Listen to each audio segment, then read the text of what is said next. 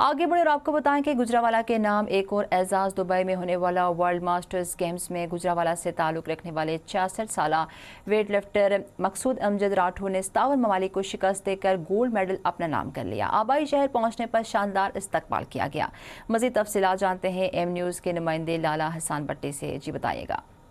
हाँ जी, बिल्कुल ऐसा ही है कि दुबई में होने वाली वर्ल्ड मास्टर गेम्स में पहलवानों के शहर गुजरावाला के 66 साला वेट लिफ्टर मकसूद अमजद राठौर ने भारत समेत 57 ममालिक को चारों शानित करते हुए ना सिर्फ तारीख रकम किया बल्कि गोल्ड मेडल जो है वो अपने नाम किया है। तो आज जो है मकसूद अमजद राठौर जैसे ही अपनी धरती में गुजरावाला के शहर पहुंचते हैं तो इनका जो है भरपूर इस्तकबाल किया जाता है। तो इस वक्त जो है मेरे साथ मौजूद है सीनियर वेट लिफ्टर मकसूद अमजद राठौर साहब, इनसे बात करते हैं। अच्छा, सबसे पहले तो आपको एम न्यूज की तरफ से मुबारकबाद। मुझे ये बताइएगा कि ये मुकाबले में आपने कामयाबी हासिल किया, क्या कहेंगे?